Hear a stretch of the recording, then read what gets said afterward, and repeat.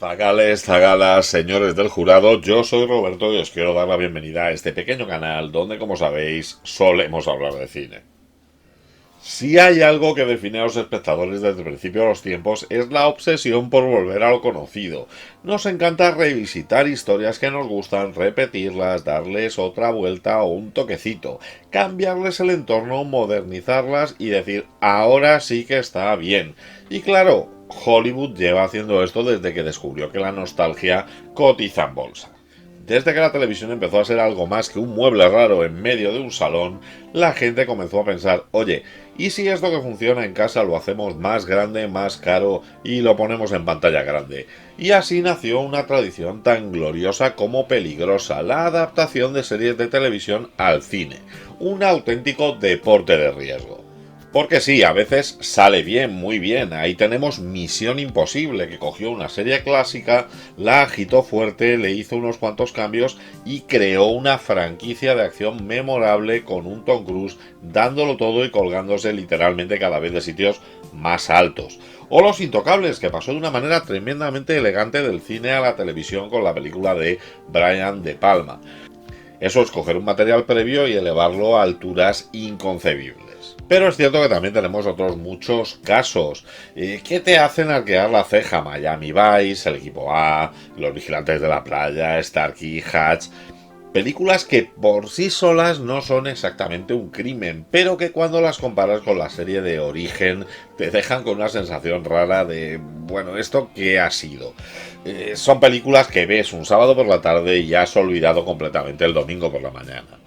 Y luego existe una tercera categoría, mi favorita, la de las adaptaciones que nadie ha pedido, nadie esperaba y que alguien en un despacho decidió sacar adelante porque sobre el papel la cosa no sonaba demasiado mal. Películas que nacen de la admiración, del amor, del capricho o de una obsesión personal. Y de una de esas historias vamos a hablar hoy aquí, porque esto es otro rollo. La vida es bella, lo sé muy bien, con un poco de amor llegué bien. La fuerza está contigo, mi amigo fiel. En el cine encuentro mi papel. Estrecha la casa, qué emoción. El Titanic naufraga en su canción. Es un interminable, no acabará. Y siempre París nos quedará. Esto es otro rollo, ya lo verás. Con un final feliz te conquistará. Esto es otro rollo, míralo bien. En la pantalla todo cambiará también. Y es que en el año 2012 llegó a la gran pantalla una película dirigida por Tim Burton, protagonizada por Johnny Depp maquillado como si no hubiera un mañana, algo que por otra parte es bastante habitual, basada en una serie de televisión que nació en los años 60. Y esa combinación no dejaba de sonar a experimento raro. Pero claro, para saber cómo llegamos a esta adaptación de Dark Shadows hay que entender de dónde veníamos. Y es que Sombras Tenebrosas nació muy atrás, en una época en la que la televisión se hacía deprisa, con pocos medios, con decorados que crujían pero con muchísima imaginación. En 1966 la serie Dark Shadows comenzó a emitirse en la ABC. Nadie esperaba absolutamente nada de ella, era básicamente una telenovela más.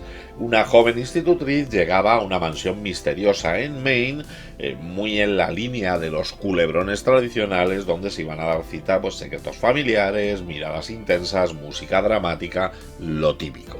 Pero su creador, Dan Curtis, tenía una idea rondándole la cabeza, una idea que poco a poco fue colándose en esta serie y la convirtió en algo completamente diferente. Primero apareció en la serie un fantasma, luego otro, luego una maldición familiar, y cuando la audiencia empezó a venirse un poquito abajo, Curtis sacó su carta ganadora, un vampiro. Y no se trataba de un vampiro cualquiera, se trataba de Barnabas Collin. Apareció por primera vez en el año 1967 y en unas semanas cambió completamente todo. Interpretado por Jonathan Frid, Barnabas era un vampiro elegante, trágico, educado, atormentado y muy adictivo. Lo que iba a ser una trama temporal acabó convirtiéndose en el eje central de la serie. La audiencia se disparó, las cartas a la productora llegaban por sacos y la gente organizaba sus días para llegar a casa a tiempo de ver el episodio de Dark Shadows. que además se emitía prácticamente en directo. Los episodios se iban rodando y prácticamente se emitían unos días después de su rodaje. Si alguien se equivocaba, se había equivocado. Si un foco entraba en plano, se dejaba el foco. Si una puerta no se abría, pues el vampiro improvisaba que podía pasar. Y todo eso quedó grabado para la eternidad. Tenemos episodios con micrófonos colgando, con actores mirando al suelo buscando la marca de dónde colocarse, decorados que se mueven cuando alguien se apoya sobre ellos, y a pesar de esto, o quizá por culpa de esto, la serie se convirtió en un fenómeno de culto. Era una serie honesta, era imaginativa, era capaz de hacer con 4 duros lo que hoy necesitaría 3 departamentos de CGI. Además, Barnabas Collins se convirtió en uno de los primeros antihéroes televisivos, un vampiro que sufría, que amaba, que se equivocaba, mucho antes de que el cine aceptara el vampiro sexy musculado o adolescente brillante. Dark Shadows ya daba una imagen diferente del vampiro, abriendo un camino. El impacto de la serie fue tal que se generaron películas, novelas, discos, merchandising y convenciones de fans que duraron décadas. La serie acabó en 1971 de una manera además muy abrupta, con un final abierto, y nunca llegó a desaparecer del todo. Seguía viva en reposiciones, en cintas de VHS, en grabaciones piratas y sobre todo en el recuerdo de toda una generación.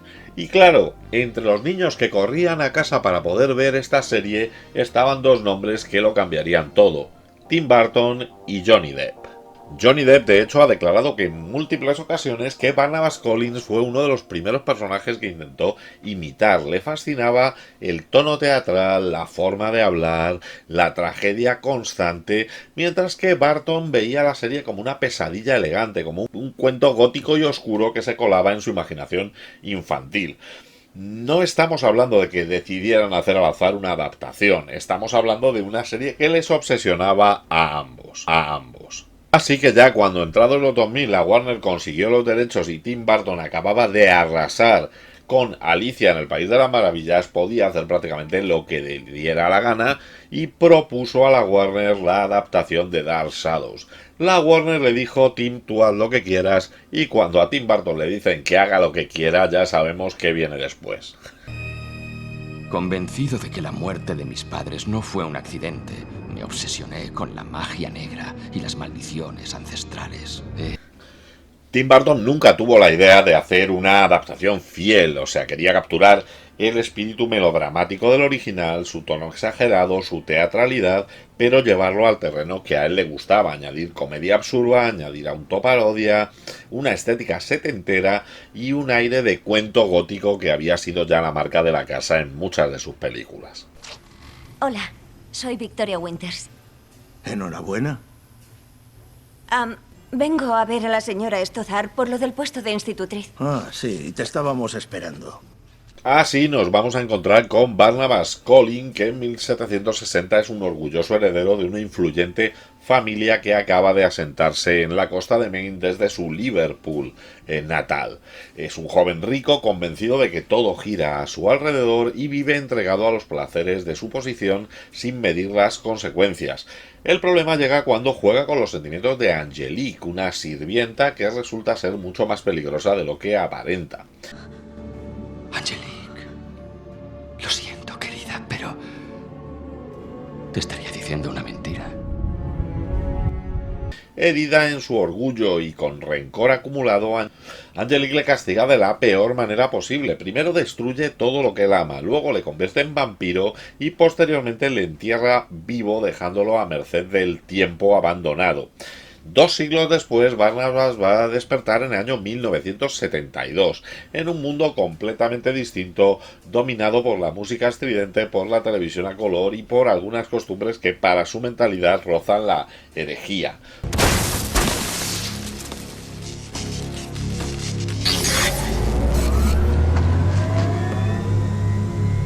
Mefistófeles. Cuando vuelve a la mansión familiar de Collingwood, va a descubrir que la familia Collins ha pasado de ser una estirpe poderosa a una familia en decadencia, con problemas económicos, tensiones internas y un montón de secretos. No temas, borracho. No te infligiré daño alguno siempre y cuando me digas cuánto necesito saber. Esto es cuanto necesitas saber. Decidido a restaurar el honor de su apellido, Barnabas se va a erigir como un patriarca nocturno, impone órdenes y lo va a hacer pues a base de colmillos, de modales anticuados y algunas decisiones bastante discutibles. David. ¡Niños! Alejaos de ese hombre. Dice que se llama Barnabas Collins. Y juraría que me ha llamado puta. Suficiente, Caroline. Sin embargo, el pasado no va a quedar enterrado. Vamos a descubrir que Angelique sigue viva, que se ha adaptado perfectamente al mundo moderno y que controla realmente el pueblo, disfrutando de este caos que ha sembrado. Entre venganzas cruzadas, romances imposibles, espíritus inquietos y el choque cultural, Barnabas se va a enfrentar no solo a su enemiga eterna, sino a una pregunta bastante incómoda, y es: después de 200 años de rencor, maldiciones y mala sangre, ¿queda algo de humanidad en él o se ha convertido en el monstruo? Quiero hablar con Barnabas Collins. Ah, está... ¿Quién? Oh, sabe muy bien quién es. Pelo moreno, rasgos atractivos, extraña indumentaria salpicada de sangre fresca. La historia era claramente un sueño de Tim Burton, y cuando Burton hace una película, su grupo habitual aparece. Johnny Depp pasa a ser Barnabas Collins con un maquillaje extremo, piel casi transparente, ojeras profundas y uñas imposibles. De hecho, el maquillaje era tan exagerado que le dio problemas con la luz porque la cámara lo captaba demasiado blanco y tuvieron que estar semanas ajustando tonos para que pareciera un vampiro, pero no un vampiro fluorescente. ¿Qué tipo de brujería es esta? ¡Déjese ver, pequeña cantora! Helena Bonham Carter va a actuar como la doctora Hoffman de una manera completamente desatada. ¡Oh, ahórratelo! Lo he tenido hipnotizado durante horas. ¿A Barnabas? Hay un punto en el que las falsas ilusiones afloran, pero con él no ha sido así. Me lo ha contado todo. Incluso que tú has sabido su secreto desde que llegó. ¿Por qué no nos has dicho nada? Michelle Pfeiffer, que además era fan de la serie original y que se había ofrecido a Tim Burton para si alguna vez llevaba la historia al cine, va a dar vida a Elizabeth, a la heredera de los Collins. Y Eva Green va a ser la dueña absoluta de la película, disfrutando cada plano, improvisando, exagerando, rompe literalmente muebles. La escena de pasión entre ella y Johnny Depp destrozó tanto el decorado que la producción tuvo que reforzarlo para poder hacer unas nuevas tomas. Y bueno, detalles para los fans ya no solo de la serie, sino de el mundo de los vampiros, como ese pequeño papel que va a tener el vampiro más legendario de la historia, Christopher Lee, dando vida al líder de los pescadores, al que Barnabas tendrá que convencer para que le ayude, o bueno, Alice Cooper dando vida a sí mismo en una escena de una fiesta. Entendido. Muy bien. Ahora, si es tan amable de presentarme a algunos de sus colegas capitanes. El rodaje fue tan burtoniano como podemos imaginar. La mansión Hollywood se construyó casi a tamaño real, con escaleras funcionales, chimeneas auténticas y pasillos laberínticos. No había una sola pantalla verde en este rodaje. Burton quería tocar todos los decorados, quería vivirlos y quería que los actores realmente se mezclaran con ellos. Entre toma y toma, Johnny Depp, por su maquillaje, no podía hacer cosas tan básicas como abrocharse una camisa por estas prótesis que le pusieron en los dedos. Necesitaba ser asistido para todo. Helena Bonham Carter definía el rodaje como un museo de cera con calefacción, y mientras Tim Burton estaba feliz revisando episodios de la serie original para incorporar parte de esas escenas a su película. Saber que es con sincero pesar que ahora he de mataros a todos. Sí. Sí, claro. El resultado final fue exactamente lo que se buscaba: un capricho, un homenaje, una locura controlada más o menos, porque Sombras Tenebrosas se había hecho desde el entusiasmo, no desde la prudencia. Durante el rodaje había la sensación constante de estar en un parque de atracciones gótico.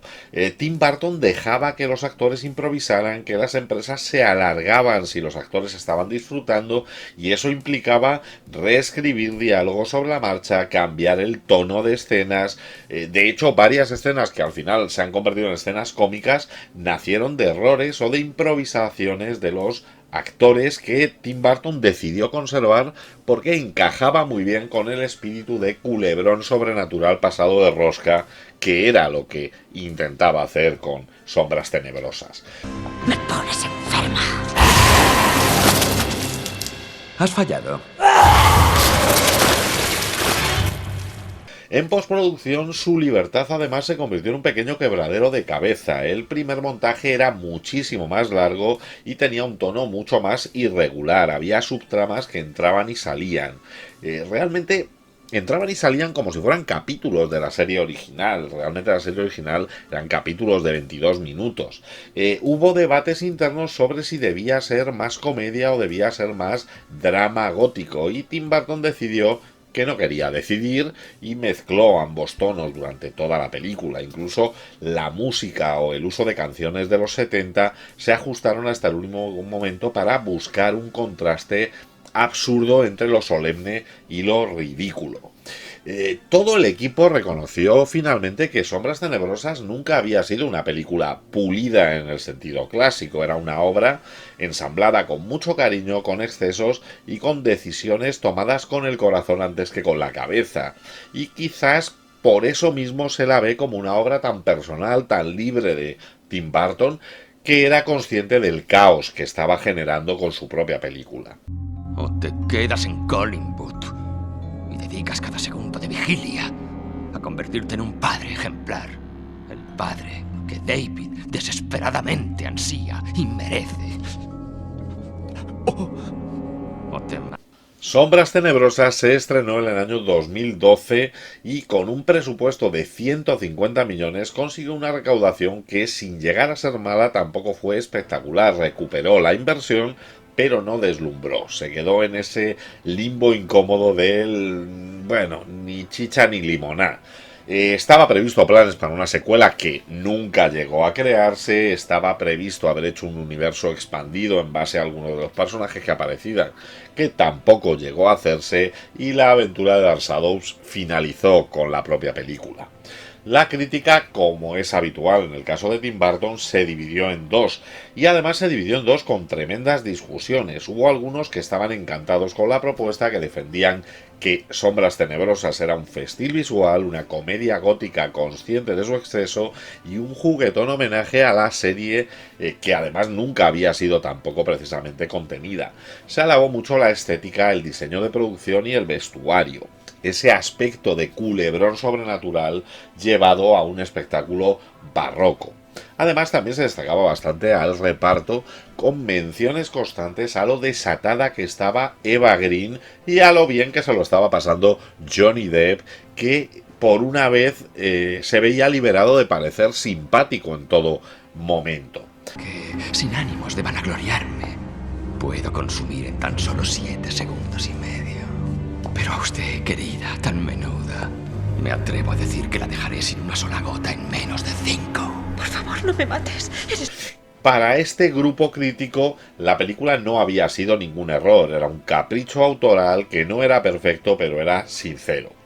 En el otro lado del cuadrilátero estaban quienes no entraron en el juego en absoluto. Para ellos la película era un batiburrillo de tonos que no terminaba de decidir qué quería ser, si una comedia, un drama romántico, una sátira o un homenaje respetuoso, que tenía un guión deslavazado que fue tremendamente criticado, que se dispersaba en demasiadas subtramas y que perdía fuerza a medida que avanzaba la película. Y como suele pasar cada vez que Tim Burton estrena algo desde hace ya unos cuantos años, apareció la cantinera de siempre. Burton se repite, ha vuelto a hacer lo mismo de siempre, ya no es el mismo que en sus inicios, una cantinera que hemos vuelto a escuchar hace poco cuando estrenó Beetlejuice. Un debate automático, recurrente, que parece ser que es inevitable ya con cada obra de este autor. No tema, no le haré daño. ¿En qué año estamos? ¿Cuántos siglos llevo? ¿Cuánto tiempo ha transcurrido? 20 minutos. joven señorito Dave. La reacción del público fue también irregular, pero más indulgente. Muchos espectadores que no tenían ningún vínculo previo con la serie original, pues se encontraron con una película extraña, imprevisible, desconcertante, divertida y visualmente muy potente. Otros, especialmente los que sí conocían la serie original, agradecían detalles de homenaje, los guiños, el respeto por el espíritu de culebrón del original, pero no compraron del todo el giro cómico y la reinterpretación libre que Tim Burton había hecho del material original. Y luego había un tercer grupo, que quizás sería el más numeroso de todos, que salió del cine diciendo, pues no sé del todo qué he visto, pero no me ha aburrido. Y esto, en tiempos de sobreproducción de contenido, hay que reconocer que ya es casi un cumplido para una película. Con el paso de los años, además, la percepción se ha suavizado. No es que Sombras Tenebrosas se haya convertido en una película de culto masivo, pero ha ido encontrando su lugar como una obra menor dentro de la filmografía de Tim Burton. Una película que se revisita menos, con menos expectativas y en muchos casos con más cariño. Ya no se la juzga por lo que supuso en su momento ni por lo que fue, sino por lo que es una película extraña, irregular, excesiva y muy personal de Tim Burton. Y al final, para bien o para mal, eso es lo que la mantiene viva en la conversación muchos años después de que saliera de los cines. En Rotten Tomatoes, por ejemplo, es una película que por parte de la crítica solamente tiene un 35% de valoración y casi aprueba por parte del público con un 46%. Barnabas Collins III va a quedarse con nosotros, es de Inglaterra. Barnabas, la doctora Julia Hoffman. Cielo santo. Una mujer médico. ¿Qué tiempos corren? Y claro, ahora toca mojarse. A mí, Sombras Tenebrosas me gusta.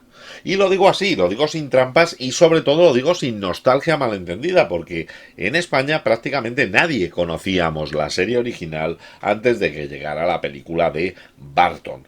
Me parece una película correcta, no una gran película, pero una película bastante completa. No es redonda, no es perfecta, no es de estas que te hacen volver a verla en el cine, ni que te hacen salir flotado pensando que qué maravilla has visto, pero tiene algo que es cierto que cada vez hay menos en las películas, y es una personalidad propia. No parece que está diseñada por unos ejecutivos buscando qué quiere ver la gente en pantalla.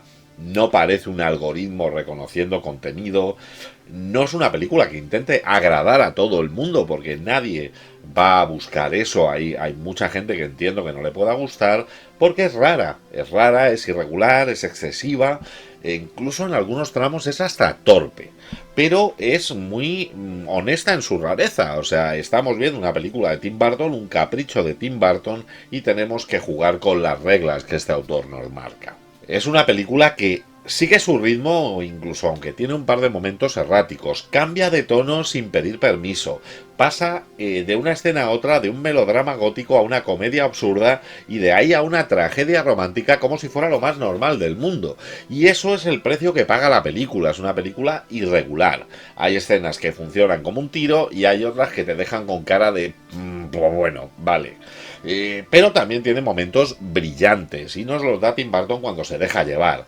Eva Green está maravillosa, está absolutamente desatada, disfruta de cada plano como pensando que esta película la deja ir más allá.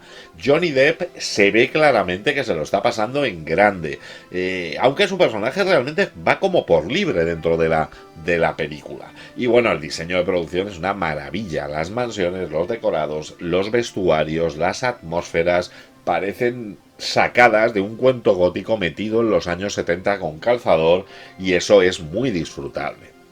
Es cierto que la película tiene sus problemas. El guión no sabe muy bien muchas veces qué historia nos quiere contar. El tramo central tiene un ritmo errático. Hay subtramas que entran y salen como invitados, pero que realmente no tienen un desenlace claro. Incluso hay cosas que suceden al final porque sí, sin que se nos haya dado ningún tipo de pista durante la película. Caroline, Dios mío. Soy una mujer lobo. Tampoco hagamos un drama. ¡Au! pero aún así se disfruta bastante más de lo que se vería si te pilla en el momento adecuado. Es la típica película que te pones una tarde sin muchas expectativas y al final, pues cuando acaba dices, oye, no estaba tan mal. Y eso es un valor que no se puede medir ni en estrellas ni en porcentajes en las páginas de internet. La película no es una obra maestra, no es un desastre, no es un clásico incomprendido, ni tampoco una vergüenza absoluta. Es una anomalía preciosa, es una rareza gótica excesiva y caprichosa, nacida del amor de su creador por una serie antigua y pasada por el filtro de un director que siempre ha tenido demasiada personalidad. Y quizá por eso, con sus defectos bien visibles, sigue siendo una película que se recuerda, lo cual en un mundo lleno de productos olvidables y de consumo rápido, para mí es más que suficiente. Y al final es esto lo que hace que sigamos hablando de esta película, porque puede que Sombras Tenebrosas no fuera perfecta, pero desde luego tampoco es una película para que caiga en el olvido. ¿Y vosotros qué pensáis? ¿Os gusta Sombras Tenebrosas o os parece una locura más de Tim Burton? Ponedmelo en la caja de comentarios. Si os ha gustado el vídeo, dadle a like, suscribíos al canal para más contenido como este y no dudéis en pasar por la sección Canales que me enrollan dentro de mi canal, donde encontraréis canales de compañeros que hablan de cine, incluso a veces mejor que yo. Y como siempre digo, parafraseando a Typical, en el próximo programa hablaremos del gobierno. Muy bien amigos, se acaba la semana, los domingos por la tarde aquí partimos pana. ¿Te lo has pasado bien? ¿Aún te quedan ganas? Roberto te cuenta más movidas raras. Esto es otro rollo, ahora a la cama, a dormir, a ver cine o haz lo que hagas. Dentro de 7 días otra pasada con más pelis guapas para analizarlas. Esto es otro rollo, verano, invierno. Esto es otro rollo, aquí siempre despierto. Esto es otro rollo, lo estás sintiendo. La semana que viene hablaremos del gobierno.